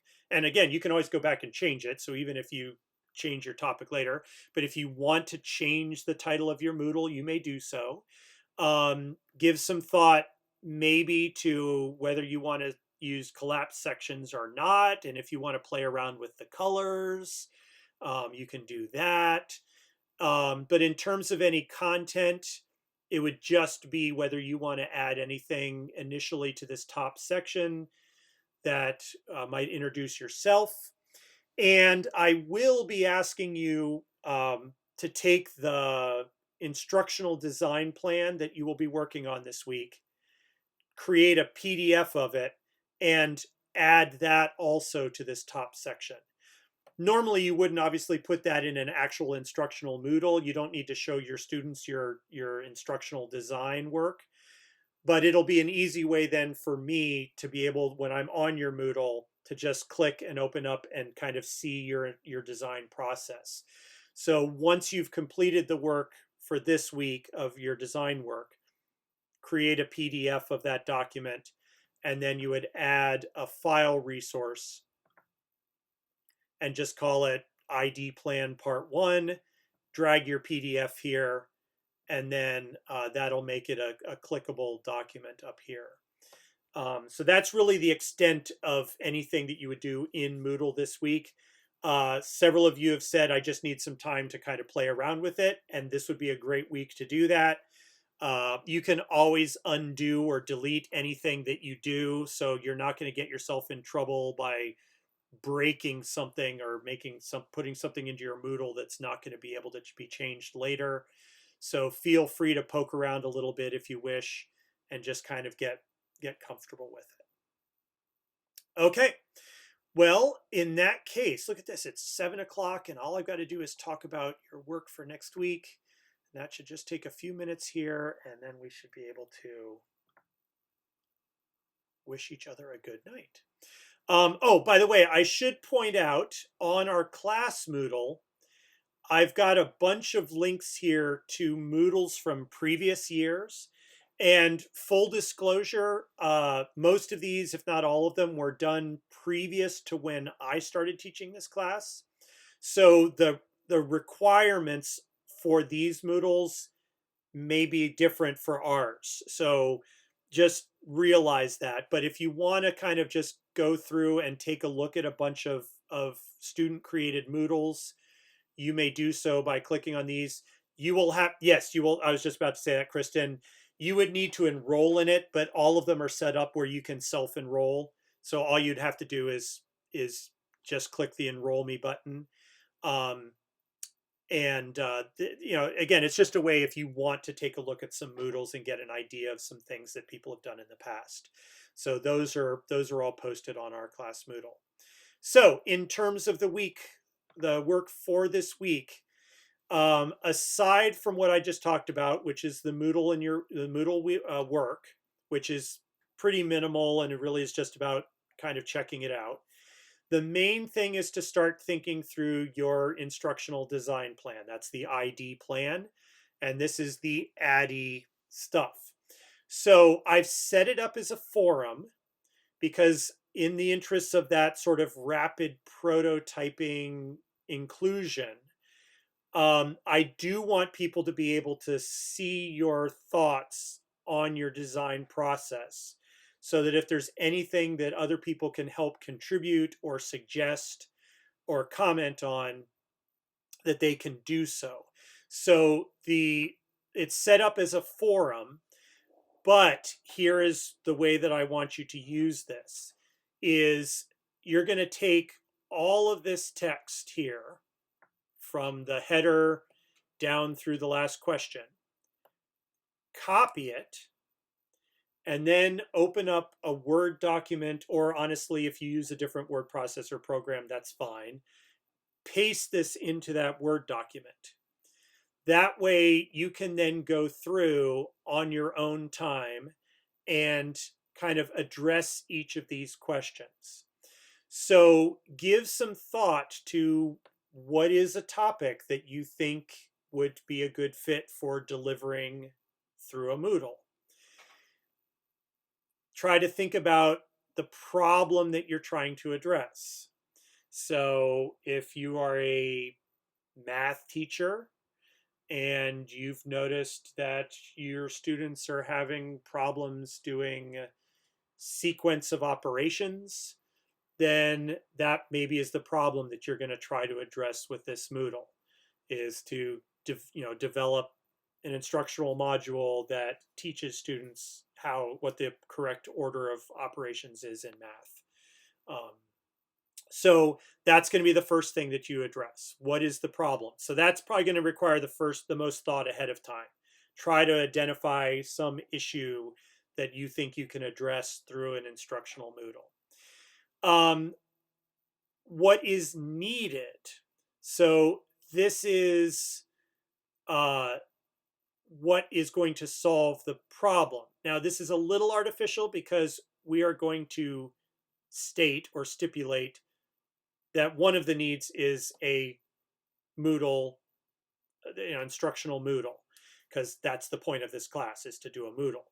But within that, you can also think about other things that you might need within that context. So what kinds of materials do you think are going to need to be in there? The audience. Who are you creating this Moodle for? Because that, as we've said a couple times tonight already, that's going to influence what types of materials you create, what kind of language you use, things like that. So anything that you think is going to be relevant for this project. Again, for those of you who aren't in a classroom situation, you can base this on something that's just through your work, or some other situation where you would have material that you need to instruct other people on, and use that. Just think about your audience. Learning outcomes. What are the objectives? So you can phrase this: the student will be able to, and then finish the sentence. And if you've got multiple learning outcomes, just list those out. Content. And this is not the specific things you're putting in type of content, but what is the subject area you're teaching? Are you incorporating any state standards or national standards into the content? Are you trying to, follow any standards? If so, what are they? So this would be more general. The content I'm teaching is a ninth grade level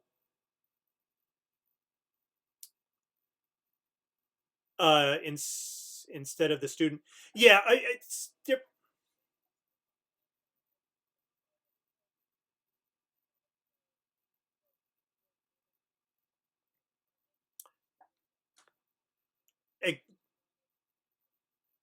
no, whatever. Again, in general, for this course, and maybe particularly for those of you who are in classrooms, the more practical you can make this stuff, the more that you can link it to your actual day-to-day experience, I say go for it. So, yes, our school district has started using the I can language, but honestly, that's more at the elementary and middle school level. At the high school level, we still talk more about learning outcomes or instructional outcomes, or Thanks. Oh, it's totally fine, Christine. I thought you were saying instead of the student will be able to, and anyways, it makes sense now. So no problem at all. Um, so in any case, so the content is really more, this is a ninth grade algebra class or something like that. And I am trying to incorporate I don't even know what the standards are for math, if we have any math teachers, but, the following standards I want to focus on. I know a lot of schools are doing a lot of work with standards these days. So that kind of covers the A of ADDIE. So going through that process should give you a pretty clear idea of what your topic is, what the problem is you're trying to address, who the people are that you're trying to address the problem with, what you want them to be able to do when they get out of, have gone through the unit, those sorts of questions. So that's the analysis piece. And then design, this is going to be the next major thing, but at this point, kind of tying into the analysis, I want you to think a little about instructional strategies. And obviously keeping in mind that these are going to be, you have to use strategies that can be delivered online. And then evaluation. And we're going to do a whole subtopic about assessment and all of that. So at this point, this is going to be very generic. What kinds of assessment or evaluation are you looking for? Do you think you're going to need to give a more formal summative assessment at the end? Is it going to be the students more creating some kind of an artifact that they will submit for evaluation? So once you kind of know what the problem is that you're addressing, in very general terms, what kind of evaluation model do you think is gonna work? All right. So that's the work. You would again copy all of this, put it into a Word document. You can then, erase my questions if you just want to replace the questions with your answers. But the questions are there to kind of help guide you in terms of what information should be there. I do ask that you do this in complete sentences and paragraphs, but this also shouldn't be a novel. So each section should have obviously at least one complete paragraph, but I say no more than 3 or 4. And I know most of you are probably going, oh, well, that's not going to be a problem. But trust me, I've had students in the past where if you don't put a cap on it, you end up getting like 3 chapters back for each question. We're looking for the summaries here, for the overview, as we go through this. So you'll copy all this, paste it into a Word document, answer it. Once you have answered it, then you come back to the forum itself and you will create a new discussion topic, copy and paste the whole document you've created and post it into the forum. You don't have to add anything additional to your post. You're just going to post the questions and your answers. And then the idea in terms of the forum is that as people post, take a moment to take a look at other people's posts and see if there's anything that you can do to help them shape their topic or focus in on things, or maybe you know of a particular resource or approach that you think would work particularly well. So anything you can do to help the person who's developing the plan, and then that way they can look at that advice and those suggestions and maybe incorporate them into their plans. These documents are going to be living documents. They will probably change as you go through. At this point, you're just getting an introduction to what a Moodle can do. So once you learn more, you might come back to this and go, oh, well, this really would work better than what I originally said. So you should always feel free to make alterations. And then the final thing is, as I put in the instructions here, also, once you've done the forum post, as I said earlier, create a PDF.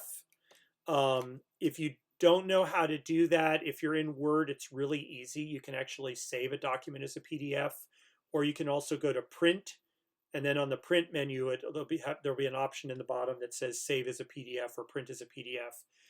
Once you have that PDF, post it on your Moodle near the top. And that way later on down the road when I'm in your Moodle, I can just click on your instructional design plan and see where you came from. All right. That's really it. This is really the only work for next week, is to kind of start to get a handle on your topic. And then we will be working in a lot more into the Moodle then over the next several weeks. So questions on the homework? It's all right here. Oh, sorry. The one other thing, and it mentions it in the forum. These are, if you're just looking for some brainstorming on instructional strategies, these are just links to 3 websites that that just are sort of clearinghouses for different instructional strategies. This first one is kind of huge, and it lists a lot of different types of things. Some of them it gives some descriptions of. Baggage claim is an instructional strategy. It's like a little activity that people can do. So if you're looking for some inspiration or some ideas in terms of instructional strategies, I gave you these 3 links that are you can explore, and they might give you some ideas of some strategies you might want to try to incorporate in your own Moodles. All right. So to recap tonight, I think everybody is good on board with WebEx. We all made it here. We all made it here on time, which was awesome. In fact, several of you were here a good 20, 30 minutes early, which was great. That was totally fine. So we're good on WebEx. We got a chance to recap last week's article and talk about some of the challenges. I will be coming back to a lot of those topics as we go forward to make sure that we are addressing them and building them into our Moodles and into our online instruction. We looked at the ADDIE model, and obviously with the work you're going to do this week for your planning, you'll get much more familiar with at least the A and the beginnings of the first D with the ADDIE. And we got through some of the basics of the Moodles and how to at least start to get those set up. So we jammed a lot into just over 2 hours here. So please, what are the questions at this point? I want to make sure that as you leave, that you kind of know what you've got to do next and what you've got to do over the course of the week.